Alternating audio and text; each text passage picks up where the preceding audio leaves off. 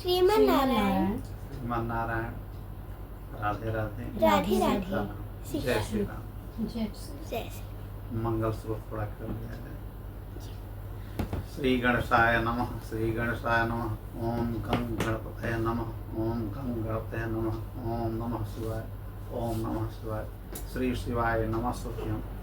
काशी काशी काशी काशी काशी। ओम त्र्यंबकं यजामहे सुगंधिं पुष्टिवर्धनम् उर्वारुकमिव बन्धनान् मृत्युर्मुक्षीयमामृतात्।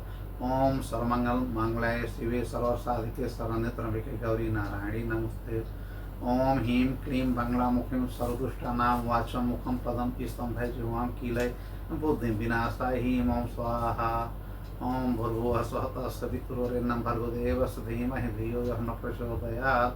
अंजनीगर्भसम्भूतो वायुपुत्रो महाबलकुमार्याय ब्रह्मचार्य तस्मै श्री हनुमते नमः। श्रीमन्नारायण चरणों शरणं प्रपद्ये श्रीमते नारायणाय नमः। ओम सर्वधर्म परित्यज्य मामेकं शरणं व्रज अहं त्वां सर्वतो मुच्यिष्यामि मा शुचः। लक्ष्मीनाथ समारंभां नाथयानमुद्माम् अस्मदाचार्याय पर्यन्तां वन्दे गुरु परम्पराम्। ओम सरस्वती नमः। ओम सरस्वती नमः। सभी देवी देवताओं को नमः प्रणाम प्रणाम नमस्कार। सीतारामाभ्यां नमः। श्री सीतारामाभ्यां नमः। श्री राधा कृष्णाभ्यां नमः। जय श्री कृष्ण जय श्री राम। श्रीमद् वाल्मीकि रामायण जी की जय। जय श्री कृष्ण जय श्री राम जय श्री सीताराम सीताराम। जब अरबों दैत्य मारे जाते हैं तो दिति माँ के सारे वंशज होते हैं, यह नाराज हो जाती है कि इंद्र ने धोखे से सब काम करा दिया। इंद्र तो मेरा भी बेटा लगेगा, मैं उनकी मौसी भी लगूंगी और छोटी माँ भी लगूंगी। क्योंकि ये सारी बहनें किसकी थी? राजा दक्ष की पुत्रियां और सबकी शादी हो गई थी ऋषि कश्यप से। इन्होंने कहा कि ये बड़ा गलत हुआ। तब ऋषि कश्यप से कहते हैं दिति माँ कि आपकी जो पहली पत्नी है अदिति, उनके लड़के हमेशा हावी हो रहे हैं और उनके साथ भगवान भी कर रहे हैं, तो भगवान हमसे कैसे प्रसन्न होंगे? मैं क्या कर दूं कि हमारा एक ऐसा पुत्र जो इंद्र को मारे, न इंद्र रहेगा न युद्ध होगा, वही बार बार छल करता है। तो इन्होंने कहा ठीक है, 1000 वर्ष तक तपस्या करो नारायण भगवान का। उसका पूजा विधि इन्होंने बताया कि अपवित्र नहीं रहना है। और इस जंगल में, किस जंगल में? उसी विशाला नगरी में यहाँ पे 1000 वर्ष तपस्या करो, तब तुम्हारा एक पुत्र होगा जो इंद्र को हंत करेगा, इंद्र को मार डालेगा। लेकिन अगर अपवित्र हो गई तो यह तपस्या खंडित मानी जाएगी। दिति ने कहा नहीं, हम शौच का पूरा ख्याल रखेंगे, पवित्रता का ख्याल रखेंगे। यह गंगा जी को वहां नदी किनारे स्नान करके कुटिया बना करके रहने लगी कि 1000 वर्ष में यहीं रहूंगी। दासियों को भी बहुत कम रखा। लेकिन यह बात जब इंद्र को पता चली, इंद्र तो बोले तो अब मैं मारा जाऊंगा। जब भगवान प्रसन्न ही हो जाएंगे, इनके गर्भ से ऐसा पुत्र होगा हमको मार डालेगा, तो मैं ही क्यों न मार डालूं उनके गर्भ के पुत्र को। इंद्र सोचने लगे। अब यह सोचते सोचते इंद्र जो है जाते हैं माता दिति को प्रणाम करते हैं कि हमसे गलती तो बहुत हुई है, लेकिन ठीक है आपके साथ में रहूंगा 1000 वर्ष। तो दिति माँ कहती है आप मेरे साथ क्यों रहेंगे? अरे आप मेरी मौसी हैं, छोटी माँ है हमारी, आपका सेवा करना मेरा काम है। तो उन्होंने कहा ठीक है रहो सेवा कर। ये हमेशा चरण दबाते हैं इंद्र दिति माँ का। अब दिति माँ को भोजन लाते, जब तपस्या करने बैठती फल फूल पूरा लेकर के वहीं बैठे रहते, खूब सहयोग करते, स्नान करवाते, जल रखते, सब कुछ करते और ये बड़े पवित्र ढंग से रहते हैं। अब करते करते 990 वर्ष हो गया, कोई कमी माता के व्रत में तपस्या में नहीं रहा। कितने घंटे तपस्या करना है, कितना पूजा करना है, सब विधि विधान से दिति माँ ने किया जैसा ऋषि कश्यप ने बताया था। लेकिन जब 10 वर्ष रह गया तो माता इनसे बड़ी खुशी होती है। दिति माँ इंद्र से कहती हैं कि मैं तुम्हारे 990 वर्ष मुझे दे दिए, मैं बहुत खुश हूँ कि पूरा स्वर्गलोक छोड़ करके आए हो अपनी माँ के लिए। मेरे मन में तुमको मारने के लिए जो इच्छा थी वो है अब नहीं रह गई, लेकिन मैंने मन में संकल्प ले लिया है, गर्भ मेरा बन गया है। और वह गर्भ कश्यप ने कहा कि 1000 वर्ष के बाद ही निकलेगा गर्भ से बालक। इसमें नारायण की यही तपस्या करती रहो, वो ऑटोमेटिक ऐसा पुत्र हो जाएगा कि इंद्र को मारेगा। तो इंद्र से यही कह रहे हैं कि अब 10 वर्ष में मेरा बालक यह गर्भ से निकल जाएगा, लेकिन मैं अपने बालक से कह दूंगी कि यह तुम्हारे बड़े भाई हैं इंद्र, इनको अब मारना नहीं है। मैं अपने संकल्प को बदल दूंगी और यह तुम्हारा इंद्र हंता नहीं, इंद्र रक्षक बन जाएगा। दीदी माँ कह रही तुम्हारा यह सुरक्षा ही करेगा। इंद्र मन ही मन कह रहे कि अरे नहीं, मुझे तो आपके गर्भ को मारना था, आपके बालक को, शिशु को मैं मारूं तो मारूं कैसे मां? इंद्र बोले ठीक है माँ, जैसा आप चाहिए वैसा करिए। वो इंतजार में थी कि कब यह अशुद्ध हो जाए। एक दिन हुआ क्या, शाम का वक्त था, माता दीदी बैठे थे अपने चौखट पे कुटिया में। अब पैर घुटने, पैर से अपना फैला ली और अपने सर को रख दी घुटनों पे, और उनके जो केस हैं, बाल हैं, स्पर्श करने लगे धरती को, मतलब अशुद्ध हो गई। पहली चीज, शाम को चौखट के आसपास नहीं बैठना चाहिए। वो भ्रमित हो गई, बैठ गई, उनको नींद लग गई, तो अपने सर को टिका लिया अपने पैरों पे। कभी सर को पैरों पे नहीं टिकाना चाहिए, यह दोष माना जाता है। और बाल उनके स्पर्श कर गए चरण पे उनके और पृथ्वी पे, तो मतलब पूर्ण रूप से यह अशुद्ध हो गई। यही समय का इंतजार कर रहे थे सहस्रलोचन इंद्र, सचिपति। इनका एक नाम सहस्रलोचन भी है।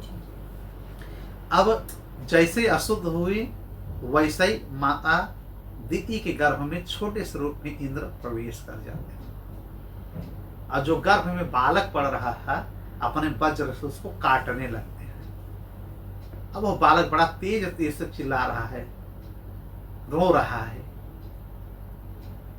तो इंद्र गर्भ में ही क्या कह रहे हैं माता के गर्भ में, माँ रुद, माँ रुद। माँ संस्कृत शब्द है, माँ माने नहीं, रुद्र माने रोना। मत रो, मत रो भाई, मत रो, बस मैं मार चुका, भाई रो मत। भाई भी कह रहे हैं और वहां काट भी रहे हैं। 7 खंडों में उस शिशु को गर्भ में ही इंद्र जी ने काट दिया, लेकिन फिर भी जो पहला टुकड़ा बच गया था वो थोड़ा बड़ा लग रहा है। अब सब रो रहे हैं। फिर 7 टुकड़े उसको फिर से काट दिए।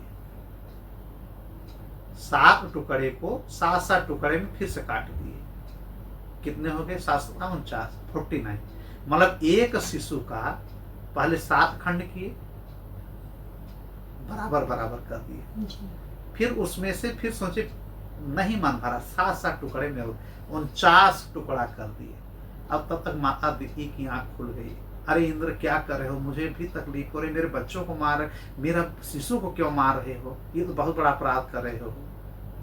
फिर निकल जाते हैं घर से बाहर। नहीं माता, मैंने कुछ गलत नहीं किया, मेरी जान खतरे में थी, तो मुझे जो अच्छा लगा मैंने किया। फिर माता दीदी ने कहा कि बेटा मैं तुमको माफ कर दी थी, अब तुमने ऐसा गलत काम क्यों किया कि मेरे गर्भ में जाकर के मेरे पुत्रों को मुझे अपवित्र देख करके जाकर के मार दिए, यह तो अधर्म का काम किया। इंद्र ने कहा जब अपनी जान बचानी हो मां, तो धर्म अधर्म हम नहीं देखते हैं।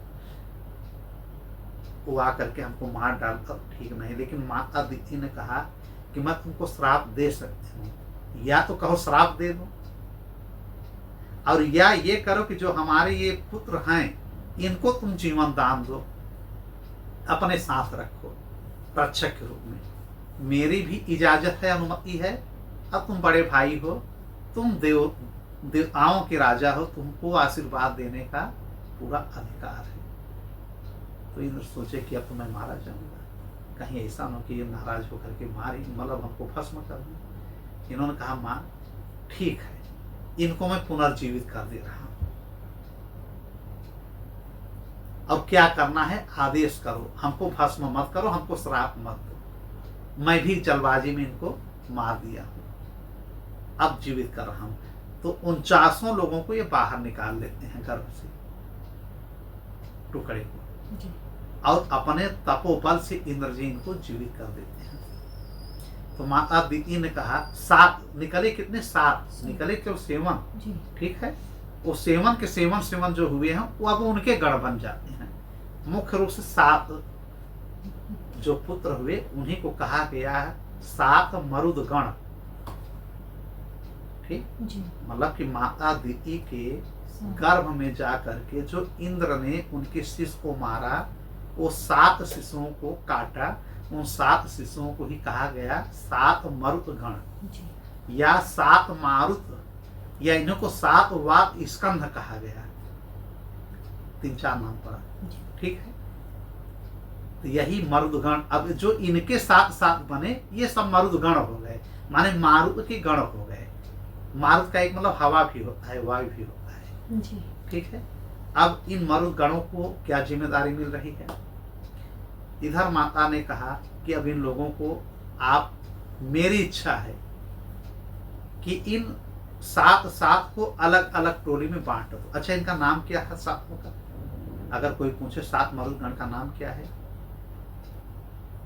7 एक बार हमने बताया है। एक का नाम है 7 मरुदगण का अगर नाम पूछा है, एक का नाम है आवह, एक का नाम है प्रवह, एक का नाम है संवह, एक का नाम है उधह, एक का नाम है विवह, एक का नाम है परिवह, परिवह ही होगा ना, जी और एक का नाम है परावह।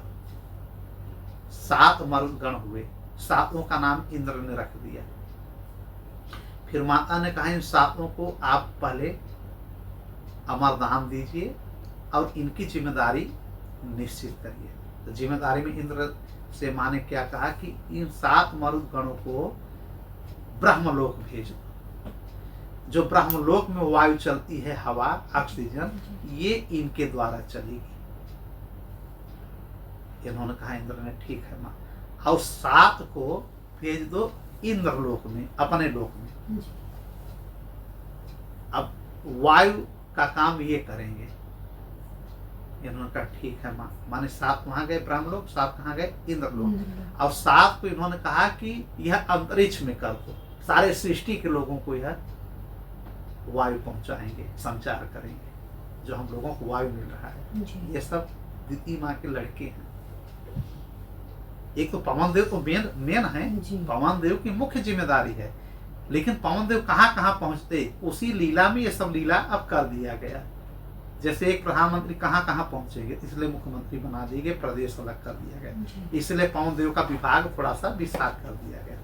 तो कहाँ गए? 7 ब्रह्मलोक, 7 इंद्रलोक और 7 अंतरिक्ष अंतरिक्ष में, जो हम लोगों तक मिल रहा है। ये उनका काम क्या है? वायु का संचालन संचालन करना अंतरिक्ष में, पूर्ण रूप से अंतरिक्ष में। जैसे नभ के आसपास जी जो जीव जंतु जा रहे हैं उनके लिए है। और बचे कितने? 7 21 हो गए ना। अब बचे 4 मरुदगण का टीम, माने 28 लोग बचे। इन 4 टीमों को माता ने कहा कि इन 4 मरुदगणों को आप समस्त दिशाओं में लगा दीजिए,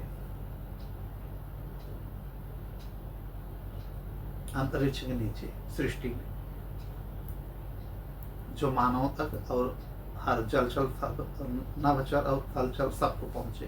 जी तो हो गए 28 ही, हो गए ना 49 का काम इंद्र के द्वारा माता दीदी ने बांट दिया, ठीक। जी 7 मरुदगण कहाँ चले गए? माने कि एक मरुदगण का मतलब 7 जा रहे हैं, जी ठीक है। 7 मरुदगण ब्रह्मलोक, 7 इंद्रलोक, 7 अंतरिक्ष लोक, और 4 इनका गण मतलब 28। जी 4 मरुदगणों की टोली, 28 मरुदगण कहाँ चले गए? अपने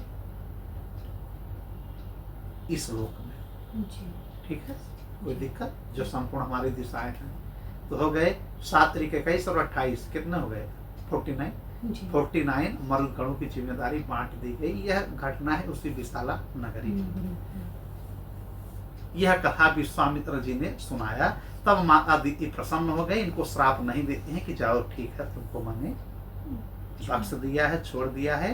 अब यह इंद्रलोक में भी रहेंगे, संपूर्ण अंतरिक्ष में रहेंगे, ब्रह्मलोक में रहेंगे, समस्त दिशाओं में रहेंगे, और जन जन तक हमारे बेटे पहुंच करके उपकार का काम करेंगे।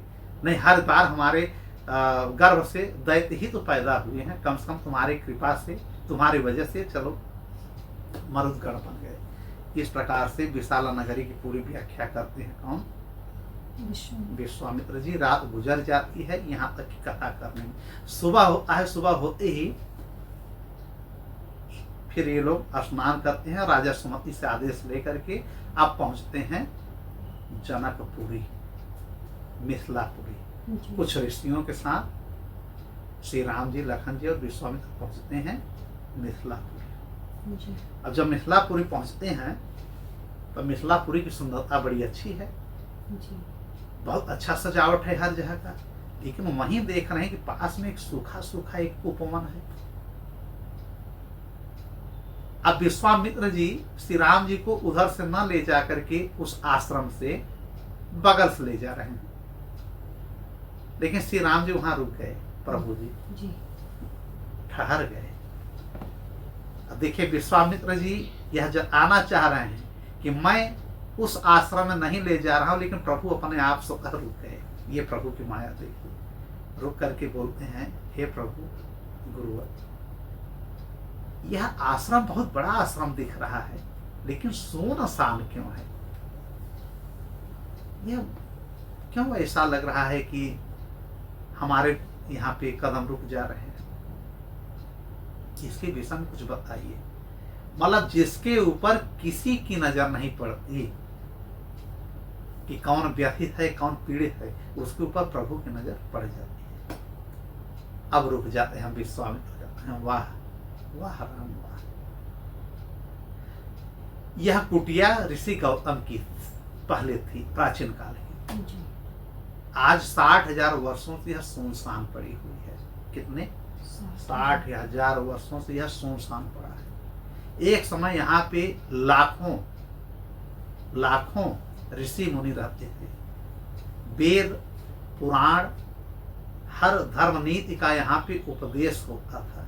गौतम ऋषि सबको शिक्षा देते थे। कामधेनु गाय भी यहाँ पर थी।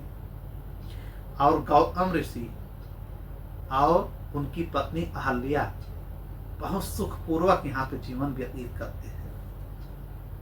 यह जो सुनसान पड़ा हुआ है श्री राम, यह गौतम ऋषि के श्राप की वजह से सब निर्जन हो गया और उनकी पत्नी अहल्या यहाँ पे अदृश्य रूप से विराजमान है, किसी को दिख नहीं रही है। तो प्रभु ने कहा कि विस्तार से थोड़ा समझाइए।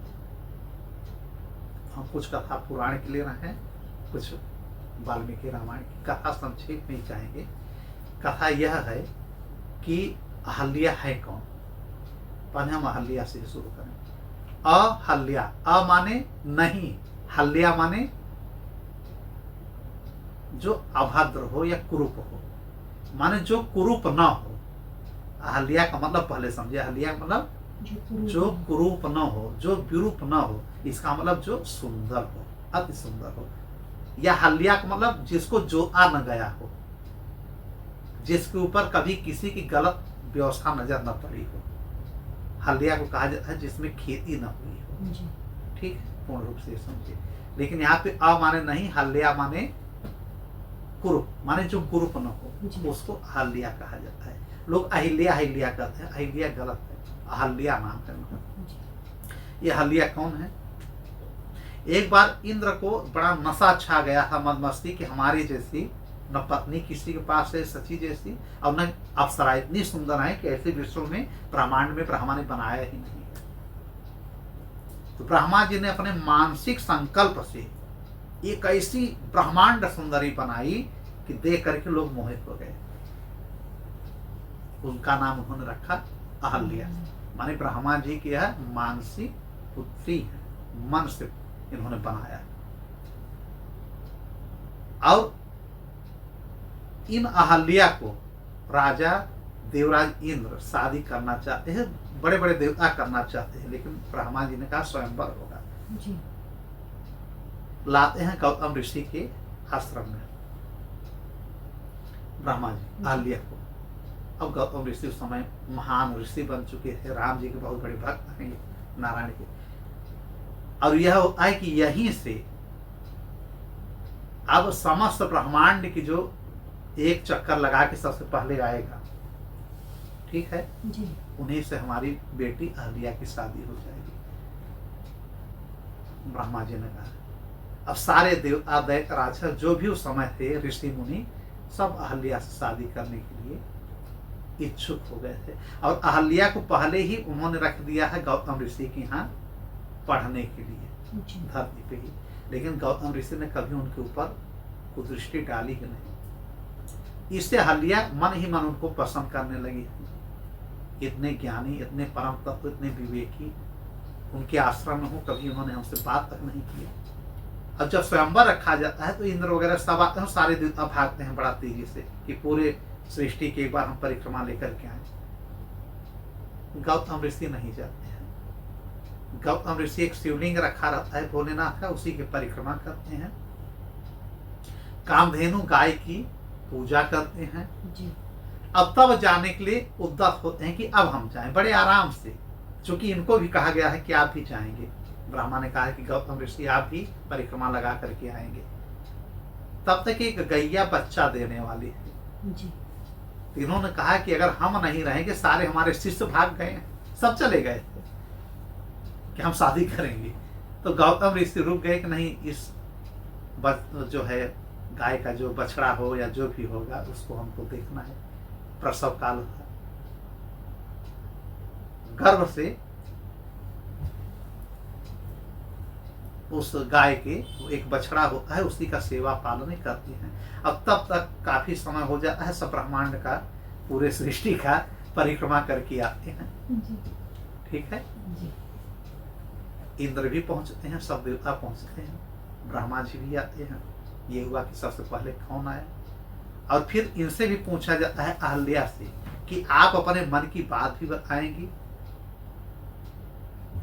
दो विकल्प था, एक तो आप ब्रह्मांड का पहले चक्कर लगा के आएंगे, और दूसरा उसमें जो पहले आ गया वो तो भाई पहले नंबर पे रहेगा ही, लेकिन फिर शर्त रखा गया कि स्वयंवर है यह, स्वयं का वर ढूंढने का, चुनने का अधिकार अंत में रहेगा किसको? अहल्या। हाँ, हम पैरवी कर सकते हैं कि पहले ब्रह्मांड का जो आया है उसमें से टॉप 10 लोगों को लिया जाएगा, सबको नहीं, छटनी हो गई सबकी। अब उसमें से जिसको चुनना होगा अहल्या चुनेगी। अब गौतम ऋषि गए ही नहीं, मान लीजिए 10-20 लोगों को जो टॉप 10 टॉप 20 में थे उनको बैठाया गया। इंद्र पहले ही मुकुट लगाए बैठे हैं कि मुझको ही चॉइस किया जाएगा। लेकिन अहल्या ने अपने मन से जयमाला उठाया और गौतम ऋषि को अर्पित कर दिया। कुछ लोग नाराज भी हुए कि ये तो गए भी नहीं है, यहीं रह गए। फिर अहल्या माँ ने कहा कि इन्होंने शिवलिंग की परिक्रमा की, इसलिए पूरे ब्रह्मांड की परिक्रमा कर ली। कामधेनु गाय को पूजा किया, इसने समस्त देवताओं की पूजा कर ली जी। और विवाह, अपने विवाह से ज्यादा इन्होंने महत्व दिया गाय को कि किसी की जान चली जाएगी, मैं नहीं रहूंगा तो ऐसा नहीं इसका प्राण चला जाए, माता और बच्चा, चच्चा बच्चा दोनों खतरे में आ जाए, इसलिए यह रुक गए यहाँ पे। तो इनके जैसा दयावान, इनके जैसा बुद्धिमान हमारी नजर में कोई नहीं है, और हमारी नजर में स्वयंवर है, मैं इनको चुन ली हूँ पति के रूप में। ब्रह्मा जी ने भी संस्तुति दे दी कि बिल्कुल सही है। अब तब से इंद्र जो है अहल्या के थोड़ा सा उनके पीछे, उनके चक्कर में डिस्टर्ब रहते हैं। कितनी सुंदर, इतनी सुंदर अहल्या जैसी स्त्री मेरे स्वर्ग में नहीं है, ये मेरी रानी बननी चाहिए, या एक बार ही सही हम इनके साथ समागम कर लें। इसी बात को लेकर के कई वर्ष बीत गए। ये ताक झांक में हमेशा इंद्र बने रहते हैं। कथा मालूम है कि एक बार जो है प्रतिदिन ये जाते हैं स्नान करने, गंगा स्नान, भोर में ही गौतम ऋषि चले गए हैं। उसी समय मुर्गा बन करके है, समय के पहले बांग देते हैं। कौन? हाँ, अलग अलग कथाएं हैं। शिव पुराण में अलग है, वायु पुराण में अलग है, स्कंद पुराण में अलग है। इसमें तो बहुत संक्षेप है। इसमें चंद्रमा का, वाल्मीकि रामायण में कहीं चंद्रमा का जिक्र नहीं है, तो वाल्मीकि के हिसाब से कहने, पुराणों के हिसाब से हमने कई बार सुनाया है। वाल्मीकि रामायण के हिसाब से हम बता रहे हैं कि बांग ये नहीं देते हैं। बांग वाली कथा है, मुर्गे वाली, कहाँ पे? पुराण में है। जी। ये जाते हैं गंगा स्नान करने गौतम ऋषि, और गौतम ऋषि के वेश में यह आश्रम में प्रवेश कर जाते हैं इंद्र जी, जिससे कि अन्य लोग जो ऋषि मुनि उनके शिष्य हैं देखे तो हमको पहचाने ना। और जाते हैं उसी कुटिया में जहाँ माता अहल्या विश्राम कर रही हो। इनको देख कर वो उठ जाती है कि स्वामी आप स्नान करने नहीं गए, पहले चले गए। इन्होंने कहा कि मैं इंद्र हूं और अहल्या तुम्हें मैं कब से चाह रहा हूं। तुम्हारे लिए रातों रातों की हमारी नींद नहीं आती है, कोई अप्सरा हमको अच्छे नहीं लगती, हमारी पत्नी मुझे अच्छी नहीं लगती। एक बार रति भाव से हमको देख लो, एक बार हमारा तुम्हारा मिलन हो जाए तो मेरे अंदर का जो एक रति प्रेम है, एक इच्छा है, तृप्त हो जाए। मैं देवता हूं, देवताओं का राजा हूं। देखिए, पथभ्रष्ट होने के लिए कोई उम्र नहीं, कोई समय नहीं। यह वही अहल्या हैं जो कि इंद्र को ठुकरा करके, समस्त ऋषि मुनियों को ठुकरा करके अपने पति के रूप में अपनी इच्छा से इन्होंने स्वीकार किया गौतम ऋषि को। और आज गौतम ऋषि इनको वृद्ध लगने लगे, या आज गौतम ऋषि की तमाम प्रकार की शिक्षाएं इनको ढकोसला दिखने लगी। जो धर्म से युक्त थी, हमेशा अपने पति के साथ यह हजारों हजारों वर्ष तपस्या करती थी, यह भी गुरु माँ थी, लोगों को, शिष्यों को शिक्षा देती थी। लेकिन खुद इतना बड़ा ज्ञानी होकर के, इतनी बड़ी तपस्वी होकर के मत भ्रष्ट हो गया, और जो धर्म से युक्त था आज धर्म से च्युत हो रही है। यह जान करके भी कि मैं अधर्म कर रही हूं, उनके प्रस्ताव को इन्होंने स्वीकार कर लिया। अगर कोई कह रहा है कि अहल्या नहीं पहचान रही थी तो गलत है। अहल्या मां खूब पहचान रही थी कि यह इंद्र है, और इंद्र अपने रूप में आ जाते हैं, और इंद्र के साथ यह स्वेच्छा से अहल्या मां उनके साथ समागम करती है। और फिर तत्पश्चात यह कहती हैं कि अब आप चले जाइए देवेश्वर, अब आप चले जाइए, नहीं मेरे पति के आने का समय हो रहा है। वो समिधा कुशा लेकर के स्नान करके गंगा जी से वापस आ रहे होंगे। इसी में आपकी भी भलाई है, हमारी भी भलाई है। अगर उनको कहीं पता चल गया या आपको देख लिए तो आप तो शापित होंगे ही होंगे, मुझे भी उसका भागी बनना पड़ेगा। तो मुनि है, ऋषि है, महर्षि हैं, ब्रह्म ऋषि, कुछ भी श्राप दे सकते हैं। लेकिन थोड़ा सा इंद्र और बातचीत करने लगे कि हमसे कोई शिकायत, कोई गीला शिकवा नहीं, अब हमसे संतुष्ट हो, सारी बातें ये वो करने लगे। इन्होंने कहा मैं सब संतुष्ट हूँ, आज मुझे बहुत सुख मिला। अहल्या जी कह रही है कि आज मुझे आपको पा करके बहुत अच्छा रति सुख मिला, अब आप जाएं। प्रणाम करती हैं, और इंद्र जी तत्काल पुनः गौतम ऋषि के वेश में जैसे आश्रम से बाहर निकलते हैं, उसी प्रकार से गौतम ऋषि का, असली गौतम ऋषि का नकली गौतम ऋषि से संपर्क होता है। उन्होंने तत्काल अपने दिव्य दृष्टि से देखा तो देख रहे ये इंद्र हैं। उन्होंने कहा हे दुर्बुद्धि, तुम देवताओं के रक्षक हो, देवताओं के तुम स्वामी हो, स्वर्ग चला रहे हो, इतना बड़े आधिपत्य हो, इतनी छोटी सी हरकत किए हो, निम्न हरकत किए हो, इतनी अप्सराओं को भोग करके तुम्हें धरती पे मेरी ही पत्नी मिली है। तुम काम पिपासा से भरे हुए हो, जाओ, तुम्हारे दोनों जो अंडकोश हैं अभी गिर जाएं। न अंडकोश रहेगा, न रति का मन होगा, न शुक्राणु बनेगा, विस्पर्ण ही नहीं बनेगा। तत्काल वहीं पे इंद्र के अंडकोश, दोनों, दो अंडकोश होते हैं, दोनों धरती पे गिर जाते हैं। यह वाल्मीकि रामायण में है। और अन्य पुराणों में तो यह है कि उन्होंने कहा है कि योनि लंपट, तुम दूसरे की पत्नियों पे हमेशा ध्यान देते हो, जाओ, हर शरीर तुम्हारे हजारों योनियां हो जाएंगी। बाद में जब ये रोने लगे तब बोले कि जाओ राम जी की जब कथा वो देखोगे, विवाह देखोगे सीता जी का, तब तुम्हारी यही योनियां सहस्र लोचन में बदल जाएंगी, माने 1000 आंखें बन जाएंगी। यह पुराण कहता है। जी। तो कोई कोई बात हर जगह रामायण में नहीं है, कहीं कहीं पुराणों से उठाना होता है।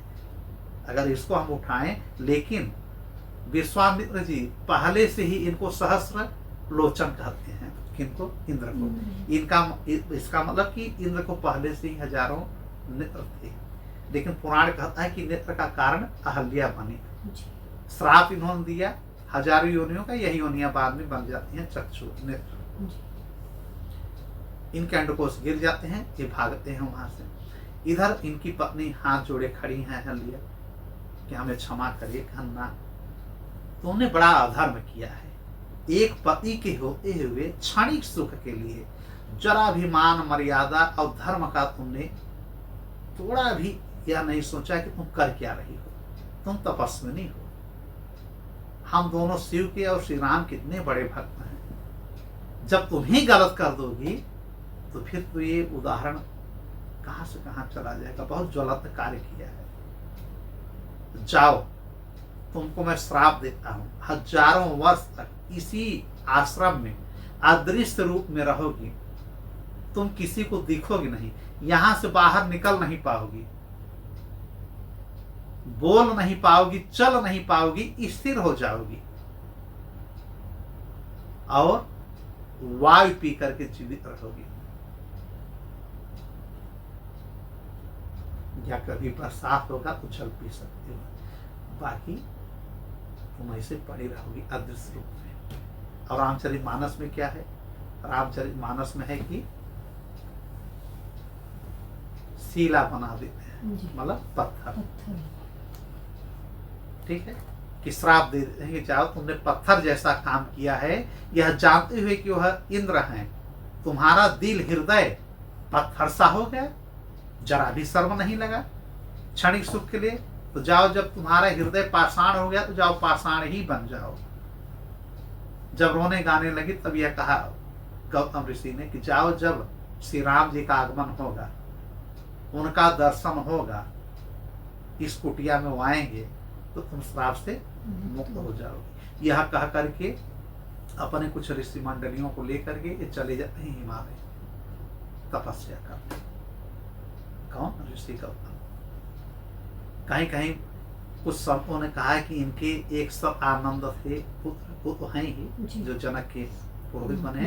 इनकी बेटी थी अंजना, जो हनुमान जी की माता जी बनी है। लेकिन पुराण में इसकी बात यहाँ पे नहीं है, वाल्मीकि रामायण में भी इसकी बात नहीं है। अंजना जी को यह बताया गया है कि पूर्व जन्म में यह एक अप्सरा थी, कुंज कसली का नाम था। दुर्वासा ऋषि के श्राप की वजह से कुंजर केसरी के यहाँ इनका जन्म हुआ। क्यों?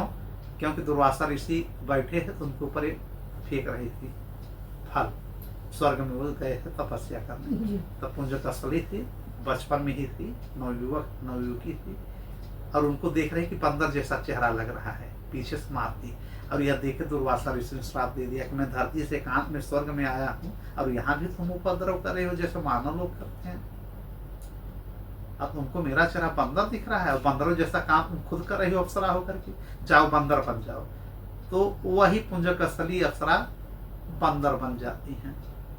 लेकिन एक कथा यह है कि इंद्र के पास जाती हैं, रोती हैं, और इधर दुर्वासा के पास भी रोती है। तो कहते हैं जाओ, तुम्हारे गर्भ से महाबली हनुमान का प्रकट होगा, जो शिव के 11वें रुद्र अवतार होंगे, तुमको सब याद रखेंगे जी। अब बंदरी कब बनोगी? जब किसी से प्रेम की भावना में देखोगी, तुम्हारा मुंह बंदर जैसा हो जाएगा। इतना उन्होंने कम कर दिया जी।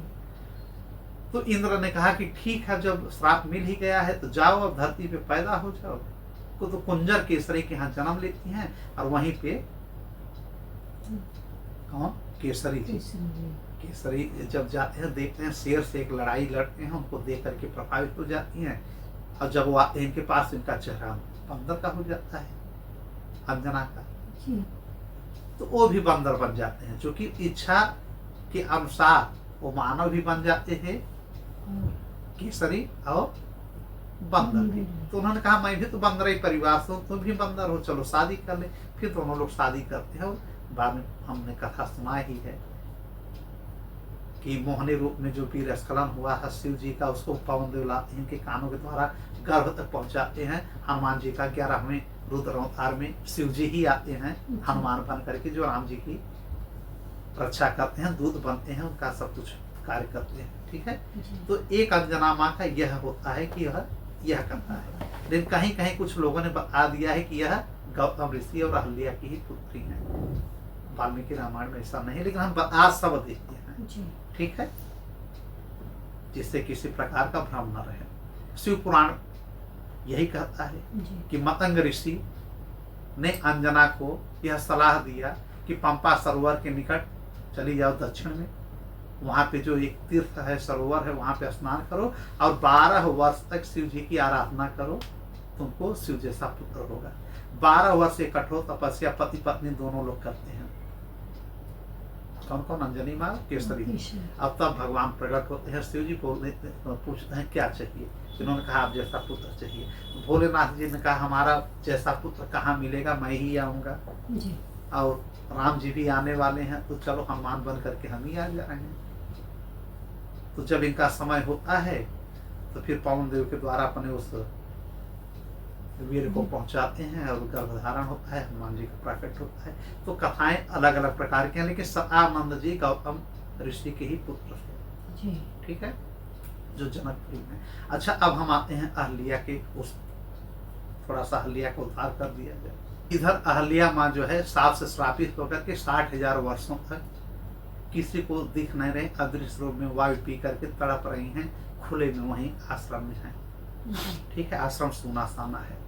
उधर जो है अंडकोश जब इनका गिर गया तो जाकर के अग्निदेव से, मरुगणों से, देवताओं से रोती हैं इंद्र कि तुम लोगों का काम करने में गया है नहीं, गौतम ऋषि तपस्या करके इंद्र लोक ले लेते। मैंने ऐसा काम इसलिए किया कि जिससे कि उनकी तपस्या भंग हो जाए, पति पत्नी आपस में अलग हो जाए, एक दूसरे को श्राप दे करके कोई वहां पे तपस्या न हो। समझ तो रहे हैं अग्निदेव और मरुदगण, लेकिन कहा कि आपका आदेश क्या है। उन्होंने कहा कि जाओ हमारे अंडकोश को पुनः लगाने की कोशिश करो। तब कहाँ से लाओगे, तुम्हारा काम है, अंडकोश मेरा लगाओ। तब ये लोग जाते हैं, मरुदगण लोग, जिस मरुदगण की कथा हमने सुनाया अग्निदेव के साथ, और जो पितर देव हैं उनके जो भेड़ होते हैं, उन भेड़ का दोनों अंडकोश मार कर खिलाते हैं कि जिस भेड़ का अंडकोश, उस भेड़ के अंडकोश को लगाते हैं इंद्र जी को। अब कहते हैं कि अगर भेड़ का, अगर वो जो है पितृदेव लोग आपको अगर आज से, देवता लोग आशीर्वाद देते हैं कि अगर आज से कोई आप लोगों को भेड़ का अंडकोश अर्पित करेगा तो उसको अनेकों प्रकार के पुण्य होंगे। देवताओं का यह हमेशा के लिए आशीर्वाद है, क्योंकि यह अंडकोश भेड़ का अब जा रहा है किसके पास? इंद्र के पास। इसलिए जो है अपना भेड़ का जो ये अंडकोश दे रहे हो, तब से जाकर के पितृदेव लोगों को लोग अंडकोश चढ़ाना शुरू कर दिए। यह एक प्रथा बन गई कि अंडकोश चढ़ाओगे भैया भेड़ का तो बहुत लाभ मिलेगा, पितृदेव भी खुश होंगे। ठीक है जी। फिलहाल इनका अंडकोश लग गया, ये ठीक हो गए। इधर अब श्री राम जी जाते हैं माँ अहल्या के पास। माँ अहल्या के पास जाते हैं और जैसे इनके पास जाते हैं इनका दर्शन मात्र होता है। वाल्मीकि जी कहते हैं कि जैसे श्री राम प्रभु का और लखन जी दोनों आश्रम में प्रवेश करते हैं, पहले विश्वामित्र को आगे करते हैं, आगे नहीं जाते हैं कि गुरु जी आप आगे चलिए, कि जब अंदर प्रवेश करते हैं तब विश्वामित्र कहते हैं अब आप लोग आगे जाइए। तो किसी को नहीं दिख रही है अहल्या, लेकिन श्री राम जी को दिख रही है। श्री राम भगवान की नजर जैसे ही उनके ऊपर पड़ी, वो श्राप से मुक्त हो गई। नजर से नजर मिली कि अहल्या का श्राप से मुक्त होना हो गया। आज तक किसी की नजर उनके ऊपर नहीं पड़ी, न अहल्या का नजर किसी के ऊपर पड़ा। जिसके ऊपर किसी की नजर नहीं पड़ी उसके ऊपर श्री प्रभु राम जी की पड़ी नजर, और वह पाप से तर गई। ठीक है। और विश्वामित्र जी ने कहा कि यह तपस्विनी है, आपकी बहुत बड़ी भक्त है, गौतम ऋषि जैसे महान महर्षि की यह पत्नी है, इनके चरण छू। तो श्री राम जी और लखन जी अहल्या माता के चरण छूते हैं, और जैसे चरण छूते हैं वो पूर्ण रूप से सबको दिखने लगती हैं। स्पर्श मात्र से वो सबको दिखने लगती हैं, और इतने में उनके पैरों पे गिर पड़ती हैं अहल्या माँ कि प्रभु आप हमारे चरण छू रहे हैं, मुझ जैसे पापनी के, मैं पातक हूं, पातक जो अपने पति के नहीं हुए, इतना बड़ा धर्म काम कर दिया। रोने लगती है। फिर प्रभु कहते हैं ठीक है, अब उस बात को मत याद करिए, अब मैं आ गया हूं। लेकिन यह कहती हैं कि जो श्राप हमको दे दिया था हमारे पति ने, हमारे लिए अच्छा ही किया, नहीं आपके दर्शन कहाँ होते, आपके दर्शन बड़े बड़े ऋषि मुनि को नहीं हो रहे हैं, और आप मेरे कुटिया में आ गए, क्योंकि मेरे पति ने कहा था कि श्री राम जी आएंगे तुम्हारे पास। अब तब से मैं आपके इंतजार में यहाँ पे विराट सुनसान आश्रम में पड़ी हुई हूँ। ठीक है। फिर इनका अर्धपान करती हैं, मतलब इनको पूजित करती हैं, खूब अच्छे से स्त्री बन गई, दिखने लगी। इनका जल से चरण धुलती हैं, फल फूल लाती हैं, इनकी स्तुति करती हैं। तब तक आ जाते हैं गौतम ऋषि भी, देवता लोग धुंध भी बजाते हैं, अप्सराएं नृत्य करती हैं, भगवान की सब महिमा गान करते हैं। ठीक है। माँ अहल्या का उद्धार प्रभु के दर्शन मात्र से हो गया। अच्छा, यही चीज हमारे इन्होंने क्या कहा है रामचरितमानस में, तुलसी बाबा ने। तुलसी बाबा ने तो यह नहीं कहा कि अदृश्य रूप से, यह उस समय की घटना है जब मुगल काल का बोलबाला है यहाँ पे ना, मुगल काल का बोलबाला था। इसलिए तुलसी बाबा ने भक्ति भाव को ज्यादा प्रधानता दिया। उस समय भक्ति रस की गंगा बह भी रही थी। उन्होंने ये कहा कि शीला बन गई थी, और भगवान श्री राम जी के पैरों के जो चरण थे उसके रज से यह शीला का उद्धार हो गया अहल्या का। उन्होंने यह नहीं कहा कि श्री राम जी ने चरण छुए हैं, लेकिन वाल्मीकि रामायण में यही है कि श्री राम जी लखन जी गुरु विश्वामित्र कहने पे तपस्विनी थी, इनकी भक्त थी, इनके चरण को उन्होंने स्पर्श किया कि एक बार स्पर्श करो, और स्पर्श किए तो अपने रूप में आ गए। लेकिन उन्होंने क्या कहा है तुलसीदास जी ने कि गौतम नारी श्राप बस उपल देह धरि धीर, चरण कमल रज चाहत कृपा करहु रघुवीर। यह किसने कहा है? तुलसीदास जी। कि गौतम ऋषि की पत्नी अहल्या, उनके श्राप बस शिला बन चुकी हैं, पत्थर बन चुकी हैं। इस पत्थर को कोई देखता नहीं है। प्रभु आप अपने चरण कमल का रज केवल उस पर गिरा दीजिए, झाड़ दीजिए। तो इन्होंने चरण को उठाया और अपने आप वायु के झोंके से चरण रज जाता है, उस प्रस्तर पे, पत्थर पे, पाषाण पे पड़ जाता है, और माता अहल्या का उद्धार हो जाता है। किसी भी कॉन्सेप्ट को लें, कुल मिलाकर के माता अहल्या का उद्धार होता है। प्रभु की यह लीला है। फिर प्रभु उनका उद्धार करके जाते हैं, और इधर माता अहल्या और गौतम चले जाते हैं अपने लोग, जो कि गौतम ऋषि उस समय तक चले जाते हैं स्वर्ग में। फिर इनको भी लेकर के चले जाते हैं अपने साथ, फिर पति पत्नी बन करके अब इधर पहुंच जाते हैं पूर्ण रूप से जनक जी के उपवन में विश्वामित्र के साथ। अब आगे की कथा हम लोगों की रहेगी सीता स्वयंवर की। तब तक के लिए जय श्री राम। थोड़ा सा एक कॉन्सेप्ट क्लियर कर दें कि जो अंडकोश की बात हुई है, पूरा नहीं कर पाए थे क्या, तो यह देवताओं ने कहा था पितर देवों से कि जो अंडकोश रहित, अंडकोश जो है रहित भेड़ का वो चढ़ाएगा, अंडकोश रहित भेड़ को चढ़ाए, माने कि जो भेड़ का अंडकोश निकाल दिया जाए, बात समझिएगा, अंडकोश निकाल ही दिया जाए, उस भेड़ को अगर चढ़ाया जाएगा तो पितर देव खुश होंगे। ठीक है, यह कहा था देवताओं ने। देवताओं। इसीलिए देवताओं के कहने के अनुसार जो भी लोग पितृदेव को भेड़ चढ़ाते हैं, भेड़ ज्यादा उनको चढ़ा जाता है अंडकोश हटा करके, जी। क्योंकि हम माना जाता है कि वो अंडकोश इंद्र जी लगा दिया। जी। ठीक है, ठीक। जय श्री राम। जय श्री राम। सीताराम, सीताराम। सीताराम।